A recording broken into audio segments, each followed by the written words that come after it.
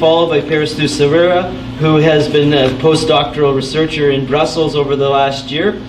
She's been focusing on particularly urban policy targeting immigrant neighborhoods and national and supranational EU security strategies of radicalization, or what she's been referring to as radicalization prevention in Europe. And she has been doing, she'll continue her research, I guess, all through the next year, a lot in Europe over the coming year.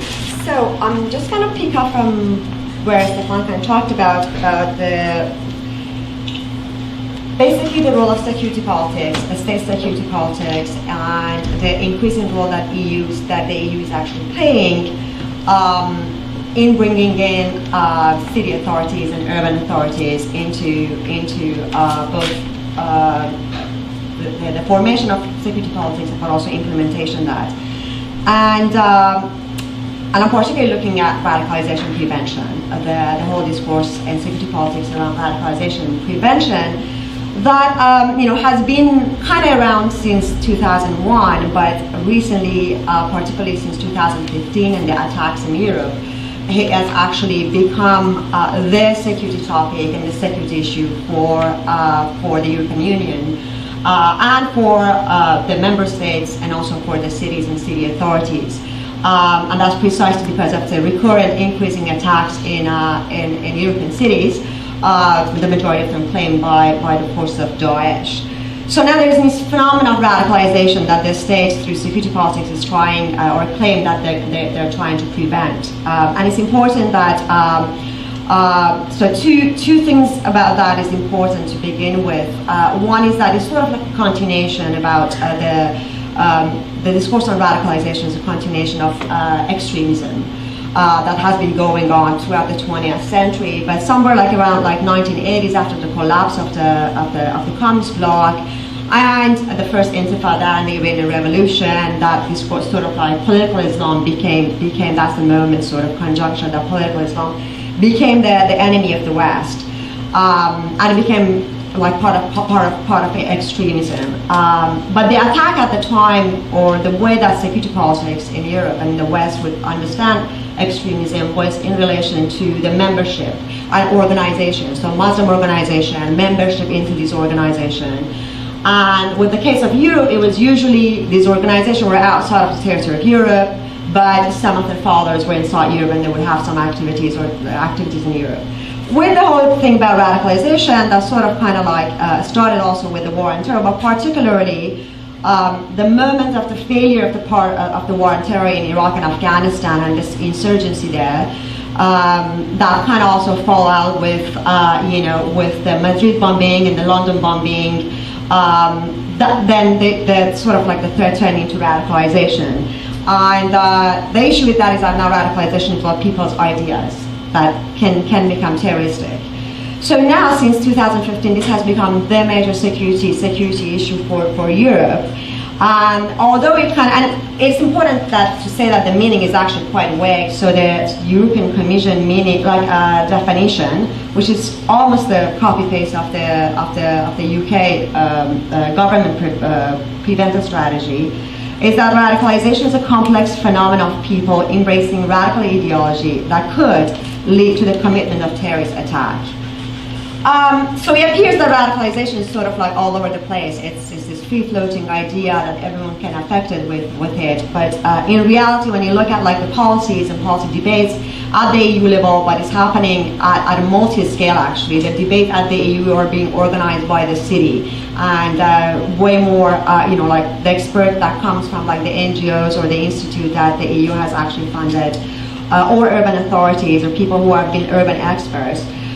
It's been kind of localized into quote unquote the breeding grounds. So there's lots of talk about we should target the preventive radicalization should happen in quote unquote the breeding grounds of radicalization.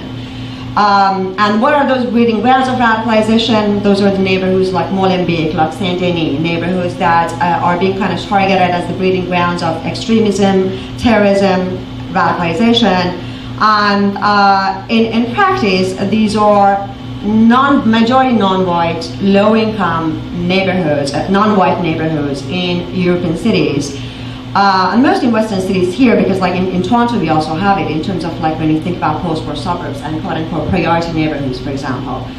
And these have become these quote-unquote immigrant neighborhoods, because then many of the residents of these neighborhoods are also have some lineages to the former colonies.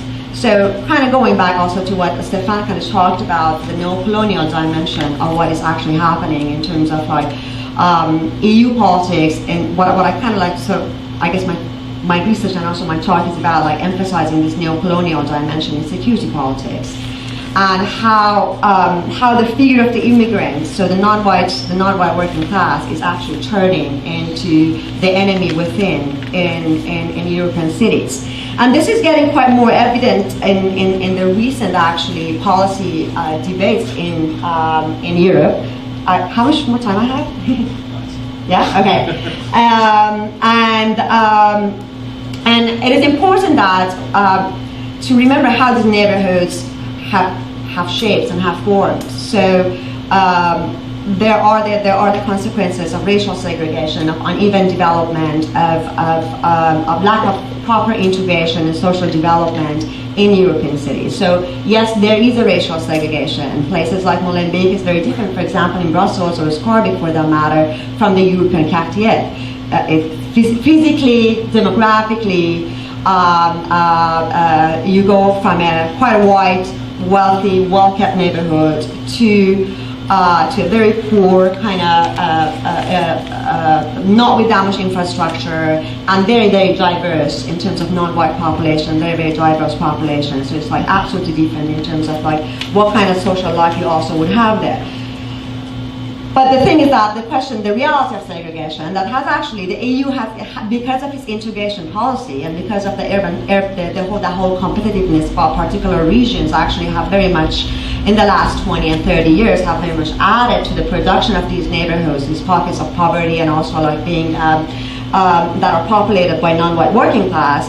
The same neighborhoods are now being targeted as security threat, as the breeding grounds of radicalization, where the enemy within is coming from outside of that.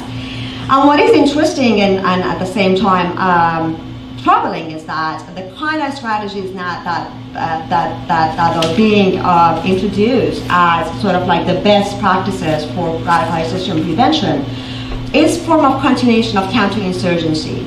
The long history of counterinsurgency is now actually coming into European cities and being kind of being imposed and being implemented in these immigrant neighborhoods. And so we're having here the continuation of the warfare, not only in terms of the kinetic aspect of it, that European cities are being targeted, not only in the fact that cities in general have got like more securitized. There are lots of visual dimension to that. So in Paris and Brussels, for example, now it's very ordinary that groups of 5 and 6 military personnel with automatic guns in hands, they walk, or like on campus in Brussels, on campuses, there's a military convoy standing, and military personnel with automatic guns are sitting in the university cafe and drinking coffee for like they break. And so that you have that really super visible kind of intensification of security. But another form of that is like very much also targeting immigrant neighborhoods. It's actually happening, but this time it's happening in a form of counterinsurgency in the name of development and social development. So many of these projects are about, these are poor neighborhoods. Because they're poor, that's why they're turning into breeding grounds of radicalization. So they're talking about lots of social development programs, and also urban renewal programs. And what is happening is that radicalization prevention as a security politics is getting actually more and more integrated into urban governance. Now, and that affects actually, like I think that's an important thing for the left to actually look at that, because it affects, it is turning these neighborhoods into a stigmatized locality, which also they are also the target of the right in terms of, they point out, when they want to point out to lack of integration, segregation, that's their point out to. That's their point out to when the question of hijab and niqab actually comes in. And like where the European values are not practiced, for example. And that's a quite, when it comes to the populist kind of sort of discourse of the far right, that's a very kind of sensible argument, because there is a visual difference. There are lots of visual differences. And those visual differences are being used now both by the state and the center and liberal forces and the right as sort of stigmatize and target particular part of the population.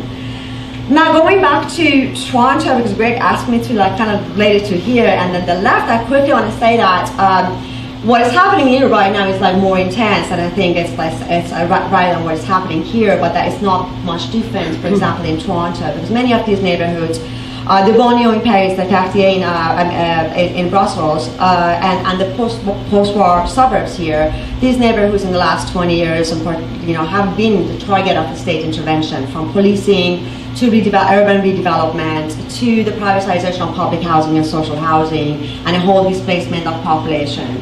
And that's an important thing, because also these are the areas that, when it comes to voting, for example, to electoral politics, are being quite easily, but particularly by liberal forces and left liberal forces, also being blamed for voting the right. I mean, we had that about post-war suburbs here in Toronto with the Ralph Ward election. We also had a minor of that with the Doc Ford election kind of thing. That was provincial election, so the dynamics were kind of different. But also in France, for example, with Front National, and the way that some of these areas would actually vote for that. So I'm gonna stop here, and then perhaps we can come back into the question period. And I think, I guess the point that I'm trying to make is that the state, center-right and center and liberal forces that are within the EU now are, in the name of radicalization prevention, are actually targeting and making particular intervention into immigrant neighborhoods. These are the same neighborhoods that are also the target of the right as being non-European, and that's where the neo-colonial sort of politics plays out, and that has a huge consequences for for democracy, social justice, and also the right to urban life. Okay, thank you. Fantastic.